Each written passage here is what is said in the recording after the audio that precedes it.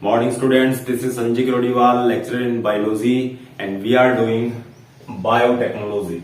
This is our fourth lecture based upon biotechnology and we are doing tools of genetic engineering in biotechnology.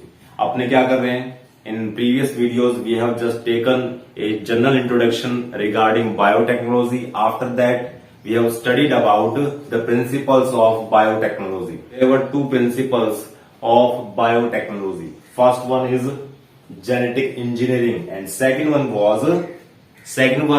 bioprocess, or you can say bioprocess engineering. Both are principles of biotechnology we have studied in previous lecture videos. So today we continue this lecture session with tools of genetic engineering and today's tool is vector. Vector is the second tool in genetic engineering that to be studied in this lecture video.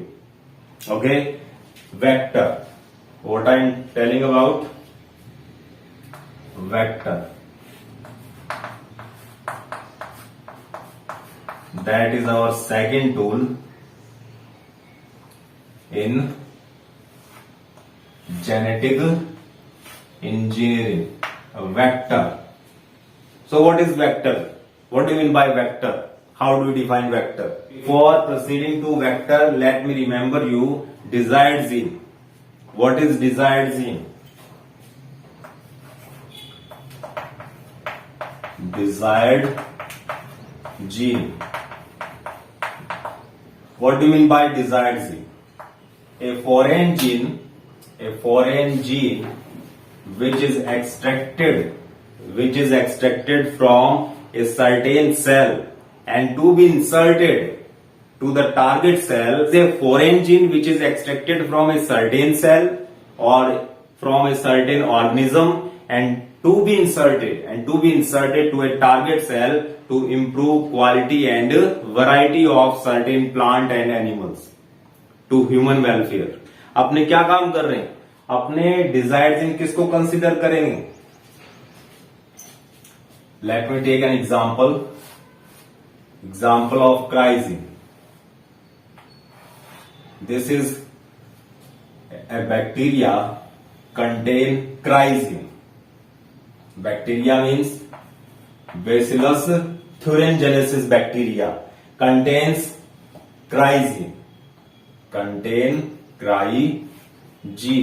This is our cryogene contained by bacillus thuringiensis bacteria. इस बैक्टीरिया के अंदर अपना desired gene है. कौन सा? क्राइजीन.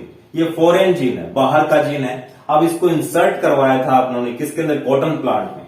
इस क्राइजीन को अपनों ने कहा इंसर्ट किया? एक्सट्रैक्ट किया था. Extracted from BT bacteria, bacillus thuringiensis bacteria and inserted in target cell which was cotton plant. This is cotton cell और cotton plant. Target cell. ये अपना क्या है? Target cell. Target cell. इस सेल के अंदर अपनों ने ये क्राइजीन इंसर्ट करवा दिया. That is going to express itself into क्राइप्रोटीन. ये क्या बनाता आगे? Cry protein. इसकी बहुत सारी कॉपी तैयार होती है. किसके अंदर? बैक्टीरियल सेल के अंदर. जिस तरह से बैक्टीरियल सेल डिवाइड हो रहा था उस तरह से उसकी भी कॉपी नंबर तैयार होता है. अगर कॉटन सेल में अपने इस क्राइजीन को डाल दिया, इंसर्ट करवा दिया है, तो इस इंसर्शन के बाद में इसकी भी कॉपी नंबर बढ़ेगा. जिस तरह से कॉटन सेल में भी डिवाइडेशन होगा तो उसी तरह से इस क्राई प्रोटीन का या इस क्राई जीन का जो उन्होंने इंसर्ट करवाया था कॉटन सेल के अंदर, इसकी भी बहुत सारी कॉपी तैयार होगी और फाइनली ये क्या बनाएगा? क्राई प्रोटीन बनाएगा. जितनी कॉपी तैयार होगी उतने कॉपी नंबर से क्राई प्रोटीन तैयार होगा, उतने ही कॉपी नंबर से क्राई प्रोटीन तैयार होगा. और जिस तरह से और इसको कंट्रोल और क्यों बनाया गया इस तरह से? ये जो अपनों ने ट्रांसफॉर्म्ड कॉटन तैयार किया, इसको क्या बोलते हैं? बीटी कॉटन और you can say killer cotton. ये एक टाइप का क्या है? GMP, genetically modified plant. This is all about we have studied in previous lecture video. लेकिन जितना ये सिंपल दिखाई दे रहा है उतना सिंपल है नहीं. अपनों ने कहा कि अपनों ने क्राइजिन को इस बैक्टीरियल सेल में से निकाला, जिस बैक्टीरिया का नाम था सर्टेन बैक्टीरिया, कौन सा था, बैसिलस thuringiensis। इसमें से अपनों ने क्राइजिन को एक्सट्रैक्ट किया, इंसर्ट किया टारगेट सेल। टारगेट सेल कौन सी, कॉटन सेल, कॉटन प्लांट, उस प्लांट सेल के अंदर इसको इंसर्ट करवा दिया। इंसर्शन के बाद जिस तरह से कॉटन सेल बार बार क्या करेगी, डिवाइडेशन करेगी, इसी तरह से क्राइजीन, ये जो जीन है इसका भी बहुत सारे कॉपी नंबर तैयार होगा, बहुत सारी कॉपियां तैयार होंगी इसकी, बहुत सारी कॉपीज तैयार होंगी और क्राई प्रोटीन बनाएगा। फाइनली हर जीन क्या डिकोड करता है, एक्सप्रेस करता है अपने आप को प्रोटीन के अंदर। तो ये जीन भी जो कि क्राइजीन था वो क्राई प्रोटीन बनाएगा। अब हर प्लांट सेल, हर कॉटन सेल के अंदर क्या आ गया है, क्राई प्रोटीन बन गया है। अब जब कभी भी पिंक बोलवर्म अटैक करने के लिए आएगा और जब इसको अनगल्फ करेगा, खाएगा, इसको डैमेज करने की कोशिश करेगा कॉटन प्लांट को, उस टाइम क्या होगा, ये क्राई प्रोटीन उस इंसेक्ट की बॉडी में जाएगा, मिडगट में जाएगा, वहां पर उसको एल्कलाइन मीडियम मिलेगा और उससे क्या होगा, ये एक्टिव हो जाएगा, क्राई प्रोटीन एक्टिव हो जाएगा। उसके बाद डेथ कोज करेगा, किसकी डेथ कोज कर देगा, उस इंसेक्ट की जिसका नाम है पिंक बॉल वर्म, गुलाबी सुंडी, उसकी डेथ कोज कर देगा। तो ये कंसेप्ट है इसका। लेकिन इसके अंदर जब अपने यहां इस क्राइजिन को उठाकर यहां इंसर्ट करवा रहे हैं, पहला काम क्या था, एक्सट्रैक्टेड फ्रॉम बैसिलस thuringiensis, और बाद में अपने क्या कर रहे हैं, insertion of our desired gene और क्राइजिन इनटू टारगेट सेल। तो यहां से लेके यहां तक की जो ट्रेवलिंग हुई है किसकी, क्राइजिन की, वो अपने आप तो नहीं जा सकता, ये बहुत प्रिसाइज काम होता है, ये बहुत प्रिसाइज क्या है, बहुत प्रिसाइज मेथड है। जीन कोई बहुत लंबी चौड़ी स्ट्रक्चर नहीं, वो माइक्रो स्ट्रक्चर है और उसके लिए अपने को माइक्रो या प्रिसाइज मेथड ही काम में लेने पड़ते हैं। तो इस सेल में से निकाल कर इस सेल में इंसर्ट करवाने तक का जो ट्रेवलिंग है वो करवाने का काम कौन करता है, वेक्टर करवाता है। डिजायर्ड जीन अपने आप नहीं जाएगा वहां तक, is to be carried by vector. जिस तरह से कैरियर होते हैं, जिस तरह से आपकी स्कूल बस है that carries you from your home to our school, वो आपको कैरी करती है स्कूल से घर, घर से स्कूल, वो वेक्टर है आपके लिए। इसी तरह से क्राइजिन को भी सवारी करनी है, क्राइजिन को भी कैरी होना पड़ेगा। कैरी कौन करेगा, वेक्टर। तो वेक्टर इज ए सब्सटेंस और material and you can say which is something that carries our desired gene to the target cell, उसको अपने वेक्टर बोलेंगे। कुछ भी हो सकता है। और जनरली क्या होते हैं, ये भी जीन होते हैं, ये भी क्रोमोसोम होते हैं। बेसिकली लिटरली क्या होते हैं, ये वेक्टर भी जेनेटिकली क्या होते हैं, ये भी डीएनए हैं, ये भी क्या है, क्रोमोसोम होते हैं दैट कैरीज फॉरेन जीन और desired gene into host cell और टारगेट सेल। तो ये काम अपने वेक्टर के थ्रू करते हैं। Let me try to explain how vector is so important in genetic engineering. Suppose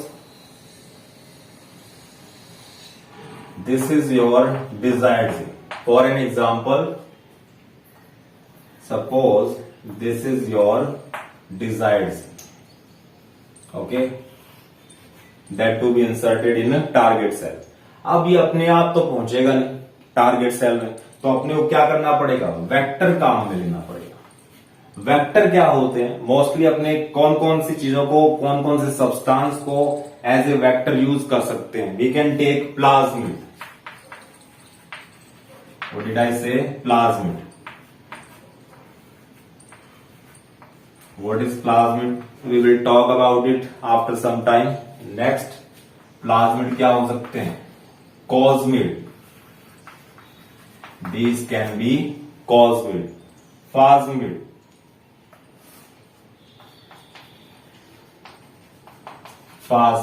or can be bacteriophage. All these are examples of vector that are being used as a carrier in genetic engineering. कुछ नहीं है, जिस तरह से बस है उसी तरह से वेक्टर है। वेक्टर कैरी करता है किसको, अपने डिजायर्ड जीन को टू द होस्ट सेल। ठीक है, यहां पर अपना डिजायर्ड जीन है, वेक्टर अपने फॉर एग्जांपल ले लेते हैं प्लाज्मिड। अपने बात करेंगे प्लाज्मिड क्या है। प्लाज्मिड वैसे क्या होते हैं, सर्कुलर फॉर्म में मिलते हैं, ये सर्कुलर होते हैं और साथ में क्या होते हैं, डबल स्ट्रैंडेड होते हैं। मैंने कहा ये कुछ नहीं है vector, vector are nothing but genetic material, but are genetic material. ये कुछ नहीं है लेकिन जेनेटिक मटेरियल ही होते हैं। जिस तरह से डीएनए होता है, जिस तरह से आरएनए होता है, उसी तरह से जेनेटिक मटेरियल ही है। तो प्लाज्मिड अपनों ने एज ए वेक्टर काम में लिया यहां पर और उसमें कट लगा दिया। क्या लगा दिया, जिस तरह से यहां पर अपनों ने कट लगा दिए। So what did we do? Plasmid is taken as a vector and cut by restriction endonuclease. ये जो यहां पर मैंने कहा कि कट लगा है, ये इतना पोर्शन, जितने पोर्शन के अंदर अपने वाला डिजायर्ड जीन इसमें फिट हो पाए उतने पोर्शन पे कट लगाया गया, काटा गया। तो कट बाय क्या होगा, कहां से कौन कट करता है इनको, कट बाय मॉलिकुलर सीजर्स। और वो किन को बोला गया है, वो अपने बोलते हैं किसको, रेस्ट्रिक्शन एंडोन्यूक्लियस, रेस्ट्रिक्शन एंडोन्यूक्लियस।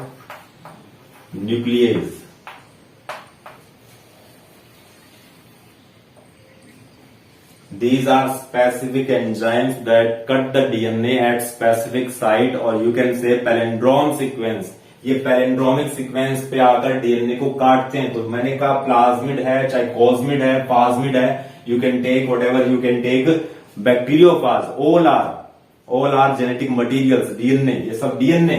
तो ये डीएनए था, तो डीएनए को काटने के लिए अपने कौन सा एंजाइम यूज कर रहे हैं, restriction endonuclease enzyme is being used to cut the DNA at specific site that are palindrome sequence that can be read same in both opposite direction। ये अपने बात कर चुके हैं। तो वही आएगा, वो कट लगाएगा, स्पेसिफिक आएगा। बहुत सारे एग्जांपल आएंगे आज। तो रेस्ट्रिक्शन एंडोन्यूक्लियस एंजाइम आएगा, वो स्पेसिफिक अपनी स्पेसिफिक साइट ढूंढेगा, वहां पर कट लगाएगा। कट लगाने के बाद इस वाले पार्ट को, जो ये प्लाज्मिड या फिर वेक्टर जिसको अपने बता रहे हैं, उसका पोर्शन है, ये वाला पोर्शन अपनों रिमूव कर दिया।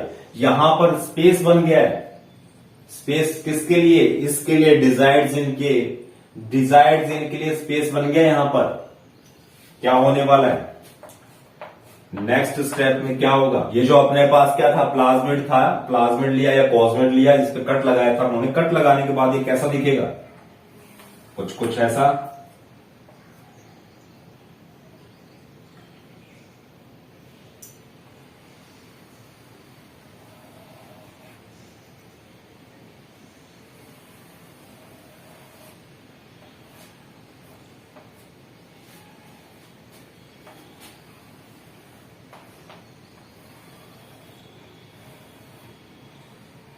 इस पे कट लगा दिया गया और गैप बन गया, इसमें यहां पर स्पेस बन गया। ये स्पेस किसके लिए बना है, ताकि अपना जो डिजायर्ड जीन है वो इसके अंदर क्या हो पाए, इंसर्ट हो पाए।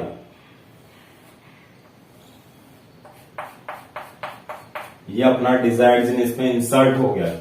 ये कौन सा जीन है, अपना डिजायर्ड जीन है, दैट इज इंसर्टेड इन और कॉन्जुगेटेड इन और इंटीग्रेटेड विद प्लाज्मिड और वेक्टर। वेक्टर के साथ उन्होंने इंटीग्रेट करवा दिया किसको, इस डिजायर्ड जीन को। अपने वाले डिजायर्ड जीन को उन्होंने इंटीग्रेट करवा दिया किसके साथ,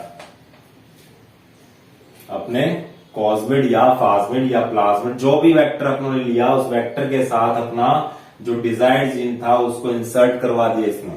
यही इसी डिजायर्ड जीन की बात कर रहा हूं मैं। ये इंसर्ट हो गया यहां पर, क्योंकि गैप बन गया था, स्पेस बन गया था, इसके लिए जगह बन गई थी और ये इंसर्ट हो गया इसके अंदर। अब this DNA, this structure is known as rDNA. It becomes rDNA. Did you remember what is rDNA, recombinant DNA. ये दोबारा तैयार हुआ डीएनए है। अलग अलग डीएनए को, अलग अलग स्पीसीज के डीएनए को आपस में ज्वाइन करवाने के बाद, आपस में पैचअप करवाने के बाद जो रिजल्ट अपने को मिलता है, that can be considered as rDNA और रिकॉम्बिनेंट डीएनए। यहां पर दो अलग अलग स्पीसीज के डीएनए आ गए। मैंने कहा था ये भी डीएनए होता है। ये जो अपने प्लाज्मिड ले रखा है या फिर जो अपने वेक्टर ले रखा है, ये भी अपने आप में क्या है, एक डीएनए ही है, क्रोमोसोम ही।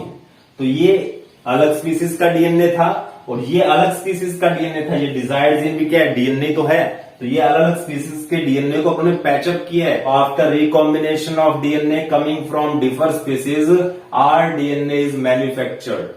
तो आर डीएनए को कंस्ट्रक्ट किया जा सकता है, मैन्युफैक्चर किया जा सकता है, जो कि अपना प्रोडक्ट होता है, और इसी से आगे यही आगे चलकर कहां जाएगा, ये टारगेट सेल में लेके पहुंचेगा। किसको? अपने वाले डिजायर्ड जीन को। अब इसको अपने कहां इंसर्ट करवाएंगे?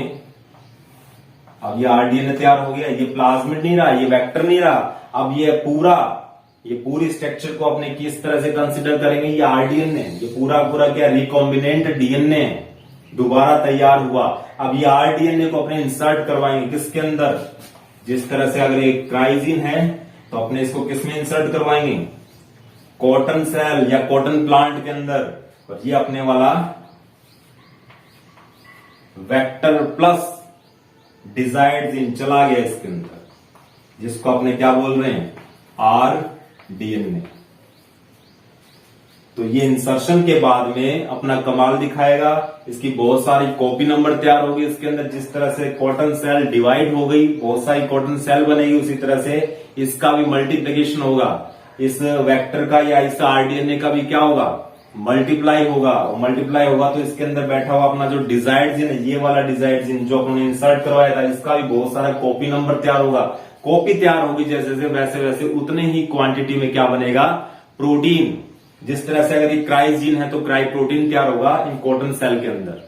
तो I hope you getting me what I am trying to say. Vector can be plasmid, cosmid, phasmid और बैक्टीरियोफाज एंड सो ऑन। बहुत सारी वैरायटी है जिसको अपने एज ए वेक्टर काम में ले सकते हैं। यहां पर अपने प्लाज्मिड को लिया है। अब अपने समझेंगे कि प्लाज्मिड क्या होता है। Very very very important. Okay, let me talk about plasmid.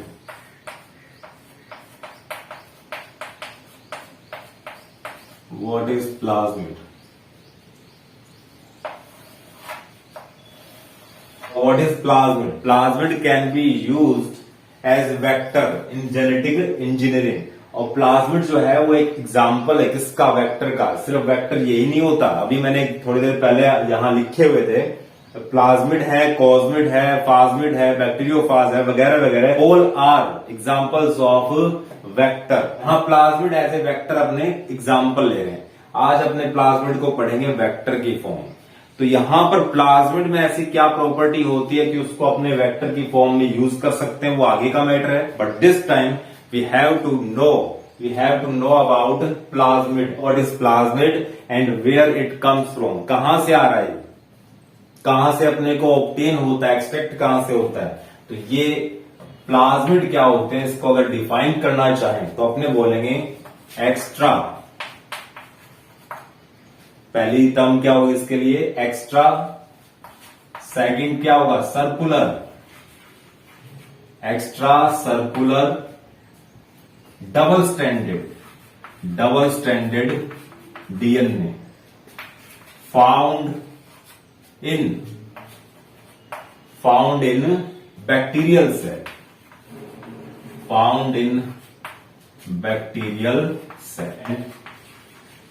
Can be used as vector। तो ये इसकी डेफिनेशन होगी। एग्जाम में पूछ लिया जाए कि व्हाट इज प्लाज्मिड, तो अपने बताएंगे extra circular double stranded DNA which is found in bacterial cell and that can be used as vector in genetic engineering। तो ये होता क्या है? बैक्टीरिया या बैक्टीरियल सेल के अंदर एक मेजर क्रोमोसोम होता है, मेन क्रोमोसोम, और उसके साथ एक एक्स्ट्रा क्रोमोसोम भी मिलता है। जिस तरह से क्रिकेट के अंदर 11 प्लेयर होते हैं, 12वां प्लेयर कैसा होता है? वो एक्स्ट्रा प्लेयर होता है। जब 11 प्लेयर में से कोई एक इंजर्ड हो जाता है तो 12वां प्लेयर खेलता है उस एक को रिप्लेस करके। ठीक वही काम कौन करता है? प्लाज्मिड करता है। Let me draw a rough structure of bacterial cell. So suppose this is your bacterial cell and this is main chromosome of bacterial cell which is suspended or which is scattered in cytoplasm। क्योंकि bacterial cell primitive cell होती है, prokaryotic cell होती है। Prokaryotic cell के अंदर किसी तरह का कोई मेम्ब्रेन नहीं मिलता। अराउंड ये सेल ऑर्गेनेल, किसी भी सेल ऑर्गेनेल के चारों तरफ किसी तरह का कोई क्या नहीं मिलता, मेम्ब्रेन नहीं मिलता है। मेम्ब्रेन नहीं मिलता तो क्या होता है, क्या होता है, कोई बाउंडेशन नहीं होता। बाउंडेशन इसी जिस तरह से यहाँ पर न्यूक्लियस है वो क्लियर नहीं होता है बैक्टीरियल सेल के अंदर, वो बोलते हैं न्यूक्लियोइड। तो न्यूक्लियस यहाँ पर होता ही नहीं है, या कह सकते हैं क्लियर नहीं होता है, या कह सकते हैं न्यूक्लियर मेम्ब्रेन ही नहीं होती। जब न्यूक्लियस मेम्ब्रेन नहीं है, न्यूक्लियर की मेम्ब्रेन नहीं है, तो उसके अंदर बैठा हुआ डीएनए है वो स्कैटर्ड हो जाता है, वो बाउंड नहीं रहता। जिस तरह से अपनी सेल है, यूकैरियोटिक सेल है, वहां न्यूक्लियस के चारों तरफ एक membrane, that to be considered as nuclear membrane, वो बांध के रखती है अपने डीएनए को, क्रोमोसोम को। यहां पर ये क्रोमोसोम खुला घूम रहा है क्योंकि यहां पर क्या एब्सेंट है, न्यूक्लियर मेम्ब्रेन नहीं है। तो ये कौन सा है, main chromosome, main chromosome, main chromosome है जो कि स्कैटर्ड रहता है, फैला रहता है किसके अंदर, साइटोप्लाज्म। इसके साथ एक circular extra double standard DNA भी देखने को मिलता है, that is our plasmid, that is plasmid. यही प्लाज्मिड होता है which is extracted from bacterial cell and can be used as vector in genetic engineering.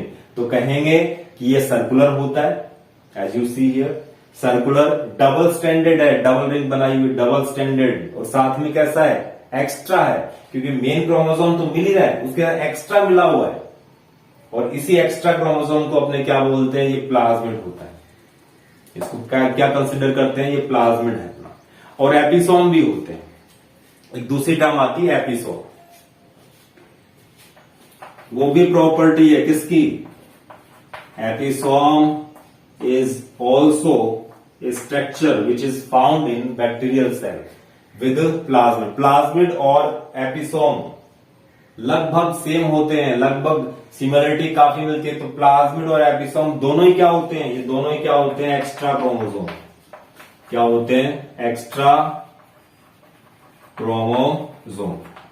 ये एक्स्ट्रा क्रोमोसोम है दोनों ही, चाहे वो प्लाज्मिड हो, व्हाटएवर इट इज, एपिसोम, दोनों ही क्या होते हैं, एक्स्ट्रा क्रोमोसोम होते हैं। लेकिन दोनों में एक बेसिक डिफरेंस क्या है, दो, लिटरली दो इसमें बेसिक डिफरेंस है। Episomes are larger than plasmid, but plasmid can replicate itself independently. अपने प्लाज्मिड जो है वो अपने आप को रेप्लिकेट कर सकता है, रेप्लिकेट मीन्स कॉपी तैयार कर सकता है इंडिपेंडेंटली, उसको डिपेंड नहीं होना पड़ता किसके ऊपर, मेन क्रोमोसोम के ऊपर। कभी भी ये प्लाज्मिड डिपेंड नहीं करता रेप्लिकेशन करने के लिए। रेप्लिकेशन का मतलब कॉपी नंबर बढ़ाना, इससे 1 2 4 5 6 7 8 10 कॉपी नंबर तैयार होगा, इसका भी तैयार होगा। जिस तरह से अपने डीएनए की कॉपी है वो प्रोजिनी के अंदर जाती है, बच्चों के अंदर जाती है माता पिता से, उसी तरह से क्या होता है यहां पर भी जो अपना एक कॉपी तैयार होगा वो नेक्स्ट जनरेशन के अंदर जाता है। तो यहां पर कॉपी नंबर तैयार कर सकता है, ये भी तैयार करेगा, क्योंकि मेन क्रोमोसोम की तो प्रॉपर्टी क्या है, कॉपी नंबर तैयार करना, जिसको बोलते हैं रेप्लिकेशन। और ये भी अपना कॉपी नंबर तैयार कर सकता है डिपेंडेंटली, इसको डिपेंड नहीं होना पड़ता, इसको डिपेंड नहीं होना पड़ता मेन क्रोमोसोम के ऊपर। इसी तरह से अगर आप एपिसोम की बात करें, it is dependent upon main chromosome for replication. ये रेप्लिकेशन के लिए, अपना कॉपी बढ़ाने के लिए, कॉपी नंबर तैयार करने के लिए मेन क्रोमोसोम के ऊपर डिपेंड रखता है, डिपेंड करता है। ये इंडिपेंडेंट होता है, ये डिपेंडेंट होता है। That's why we are not using episome as vector. ये प्लाज्मिड अपना कॉपी नंबर तैयार कर सकता है इंडिपेंडेंटली, इसको डिपेंड नहीं होना पड़ता किसके ऊपर, मेन क्रोमोसोम के ऊपर। लेकिन episome is dependent upon main chromosome for replication. इसको कॉपी तैयार करने के लिए इसके ऊपर डिपेंड रहना पड़ता है। ये लंबे होते हैं, लॉन्ग होते हैं, किसके कंपैरिजन में, प्लाज्मिड के कंपैरिजन में, but they are not using as vector in genetic engineering. और कारण मैंने आपको बताया, रीजन क्या है, रीजन बिहाइंड दैट क्या होगा, यहां पर रीजन बताएंगे कि ये अपना सेल्फ रेप्लिकेशन नहीं कर पाते, इनको डिपेंड होना पड़ता है किनके ऊपर, मेन क्रोमोसोम के ऊपर। That's why we are not using episome as vector. और प्लाज्मिड है वो इंडिपेंडेंट रेप्लिकेट कर सकते हैं। So this is enough for today. I hope you all understand what I'm trying to say and what did I tell you in this lecture session. Bye and keep watching.